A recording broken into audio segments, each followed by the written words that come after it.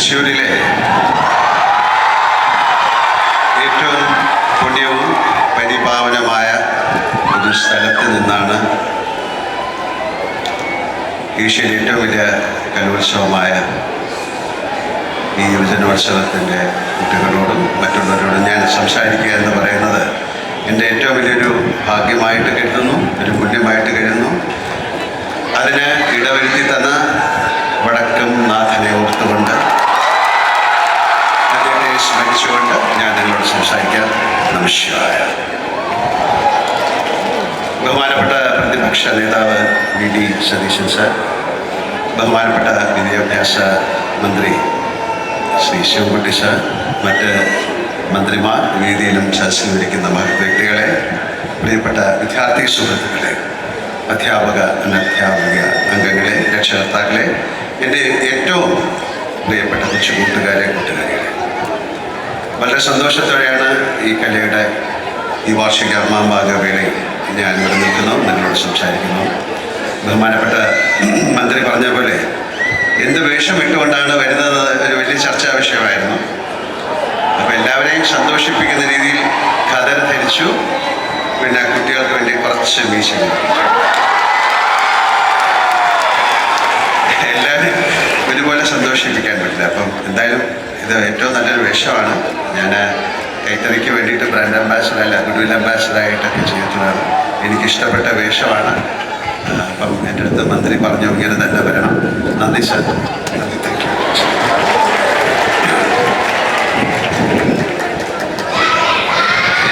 ഞങ്ങളുടെ ഏറ്റവും വലിയ ഇപ്പം സ്പീക്കർ പറഞ്ഞ പോലെ അദ്ദേഹത്തെ വളരെ അടുത്ത ആൾക്കാരാണ് എന്നാണ് വിളിക്കുന്നത്. ഞങ്ങളുടെയൊക്കെ പ്രിയപ്പെട്ട സുഹൃത്തും എൻ്റെ നിയോജക മണ്ഡലത്തിലെ നിയമസഭാ സാമാജികനും മന്ത്രിയുമായ ശിവൻകുട്ടി സാറ് ഈ സംസ്ഥാന സ്കൂൾ കലോത്സവത്തിൻ്റെ തുടക്കത്തിനോ സമാപനത്തിനോ എന്നെ ക്ഷണിച്ചപ്പോൾ ഞാൻ പറഞ്ഞു എന്തായാലും ഞാൻ വരും. കാര്യം ഇത് പല പ്രാവശ്യത്തിന് മുമ്പൊക്കെ ക്ഷണിച്ച സമയത്തൊന്നും എനിക്ക് വരാൻ സാധിച്ചില്ല, പല തിരക്കുകൾക്കാണ്. എന്തായാലും ഇന്ന് ഇത്രയും വലിയ ഒരു ചടങ്ങിൽ വന്നില്ലായിരുന്നെങ്കിൽ അതൊരു വലിയ നഷ്ടമായി പോയതെന്ന് ഞാൻ കരുതുന്നു. എന്തായാലും എന്ത് അസൗകര്യം ഉണ്ടായാലും ഇന്ന് വരണമെന്ന് ഞാൻ വിചാരിച്ചതാണ്.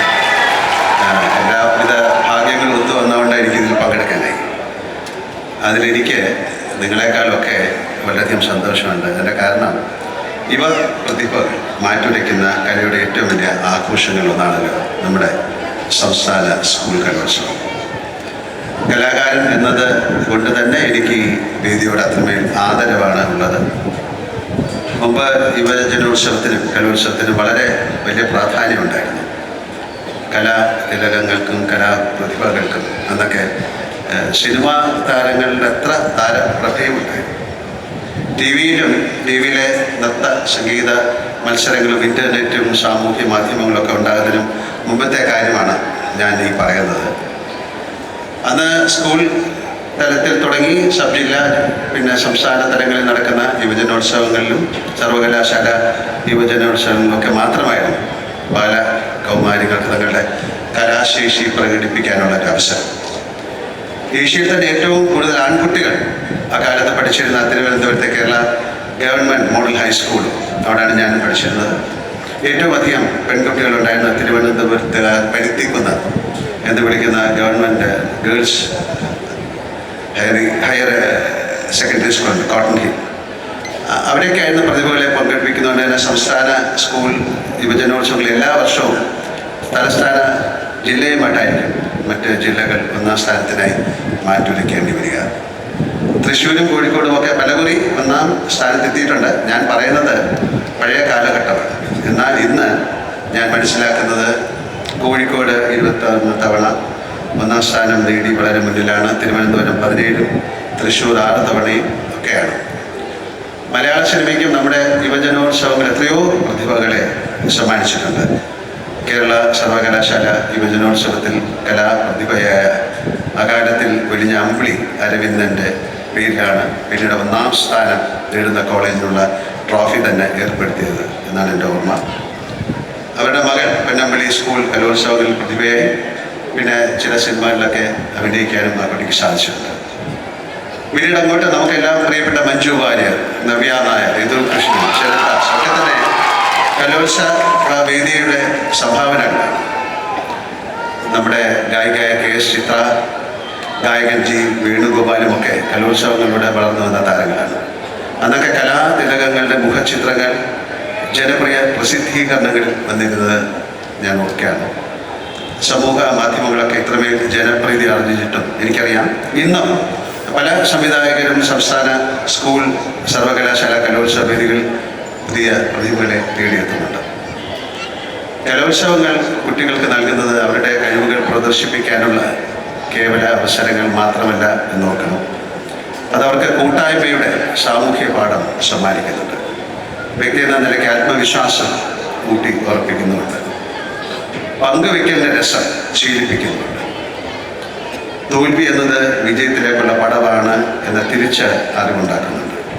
മത്സരിക്കുന്നതാണ് പ്രധാനം. അവിടെ ജയപരാജയങ്ങൾ സത്യത്തിൽ അപ്രസക്തമാണ്. അതുകൊണ്ട് തന്നെ അല്ലെങ്കിൽ അതുപോലെ ഒരു പക്ഷേ നമ്മുടെ ഈ കലോത്സവത്തിലെ അവതരണങ്ങളുടെ കാര്യവും അതുപോലെയാണ്. പലപ്പോഴും പലർക്കും റിഹേഴ്സലിനോടും പോലും മികച്ച പ്രകടനങ്ങൾ കാഴ്ചവെക്കാനായെന്നുമില്ല. പല കാരണങ്ങളുമുണ്ട്. അതിൽ അങ്ങനെ സമ്മാനങ്ങളൊക്കെ നഷ്ടപ്പെടാൻ സാധിച്ചു എന്ന് പറയാം.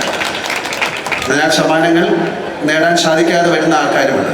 അതുകൊണ്ട് അവരാരും മോശം കലാകാരന്മാരാവുന്നില്ല. ഈ ബോധ്യം കൂടിയാണ് കലോത്സവ മത്സരവേദികളിൽ നമ്മുടെ കുഞ്ഞുങ്ങളിൽ ഊട്ടി ഉറപ്പിക്കുന്നത്, അല്ലെങ്കിൽ ഉറപ്പിക്കേണ്ടത് എന്ന് ഞാൻ കുറച്ച് വിശ്വസിക്കുന്നു. പാഠപുസ്തകങ്ങൾക്ക് പുറത്ത് ഇത്രയേറെ ജീവിതാനുഭവങ്ങൾ സമ്മാനിക്കുന്ന, സാംസ്കാരികമായി അവരെ പരുവപ്പെടുത്തുന്ന കലോത്സവങ്ങളുടെ രാഷ്ട്രീയവും സാമൂഹികവുമായ പ്രസക്തി തിരിച്ചറിഞ്ഞ് അതിനായി ഇത്രയേറെ പണവും മനുഷ്യ വിഭവവും മാറ്റിവെക്കുന്ന സംസ്ഥാന സർക്കാരിനോടും വിദ്യാഭ്യാസ വകുപ്പിനോടും കലാകാരൻ എന്ന നിലയ്ക്ക് ഞാൻ എൻ്റെ ഉള്ളു നിറഞ്ഞ നന്ദി രേഖപ്പെടുത്തുന്നു.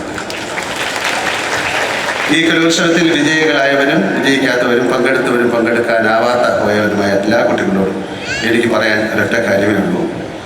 നിങ്ങളിലെ കലാകാരനെ അല്ലെങ്കിൽ കലാകാരിയെ ഈ വേദിയിലേക്ക് മാത്രമായി ചുരുക്കരുത്. നിങ്ങളുടെ മുന്നിലുള്ളത് സാധ്യതകളുടെ ആകാശം അനന്തമാണ്. നിങ്ങളിലെ കലാകാരനെ മിനുക്കിയെടുക്കുക, പരമാവധി അവസരങ്ങൾ വിനിയോഗിക്കുക. നിങ്ങളുടെ കലയോടുള്ള ആത്മാർത്ഥമാണെങ്കിൽ അവസരങ്ങൾ നിങ്ങളെ തേടിയെത്തും. ഞാനിത് പറയുന്നത് എൻ്റെ അനുഭവത്തിൽ നിന്നുമാണ്. ഇതിവിടെ സമാപിക്കുന്ന 64ാമത് സംസ്ഥാന സ്കൂൾ കലോത്സവത്തിൽ സമ്മാനാർഹരായ എല്ലാ പ്രതിഭകളെയും കലാതലവും പ്രതിഭയായി പോയിൻ്റ് നിലയിൽ മുന്നിലെത്തിയ സ്കൂളുകളും എല്ലാവരെയും അകന്നറിഞ്ഞ് ഞാൻ ആശംസിക്കുന്നു.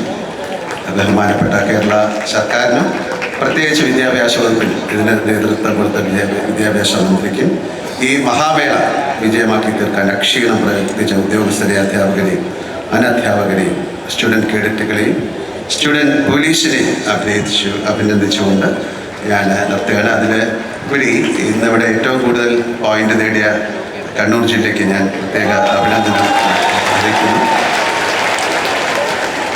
ഞാൻ മനസ്സിലാക്കിയിടത്തോളം സ്കൂളുകൾ ഇപ്പം 1ാം സ്ഥാനത്ത് നിൽക്കുന്ന പാലക്കാട് ജില്ലയിലെ ആലപ്പുഴ നിന്നുള്ള VSS ഗുരുകുലം ഹയർ സെക്കൻഡറി സ്കൂളാണ്. ജാതിമത വിവേചനങ്ങൾക്കെതിരെ ശക്തമായി പ്രവർത്തിച്ച സാമൂഹിക പരിഷ്കർത്താവ് ബ്രഹ്മാനന്ദ സ്വാമി ശിവയോഗിയുടെ ആണ്. എൻ്റെ അറിവ് ശരിയാണെങ്കിൽ കഴിഞ്ഞ 12 വർഷമായി സംസ്ഥാന സ്കൂൾ കലോത്സവത്തിൽ ഏറ്റവും മികച്ച സ്കൂളായി തുടരുകയാണ്. ഇവർ തുടർച്ചയായ 13ാം തവണയും കലോത്സവത്തിൽ ഒന്നാമതെത്തി. ഗുരുകുല സ്കൂളിലെ കുട്ടി കലാകാരന്മാരെയും കലാകാരികളെയും ഭാഗമായി ഞാൻ അഭിനന്ദിക്കുന്നു. ഒരു പ്രത്യേക കാര്യം എടുത്തു പറയാനുള്ള, കഴിഞ്ഞ വർഷം കേരളത്തിനെ ആകെ വേദനിപ്പിച്ച വയനാട് ഉരുൾപൊട്ടൽ ദുരന്തമുണ്ടായ സമയത്ത് 50 ദിവസം കൊണ്ട് 50 ലക്ഷം രൂപ സമാഹരിച്ച് ഗുരുകുലം സ്കൂളിനും അവിടുത്തെ എന്ന ജീവകാരുണ്യ സംഘടനയ്ക്ക് എല്ലാവിധ നന്മകളും നേരുന്നു. ഞാൻ ഒരിക്കൽ കൂടി എല്ലാവരെയും അഭിനന്ദിക്കുന്നു. അവസാനമായി ഞാൻ ഒന്നുകൂടി പറയുന്നു, ഇതൊരു മത്സരമല്ല, ഇതൊരു ഉത്സവമാണ്. എല്ലാവർക്കും ഒരിക്കൽ കൂടി ആശംസകൾ നേരുന്നു. എല്ലാവർക്കും നല്ലൊരു സായാഹ്നം നേരുന്നു. ഒരിക്കൽ കൂടി വടക്കുംനാഥനുള്ള പ്രാർത്ഥന നേരുന്നു. നിർത്തുന്നു. നമസ്കാരം. ജയ് ഹിന്ദ്.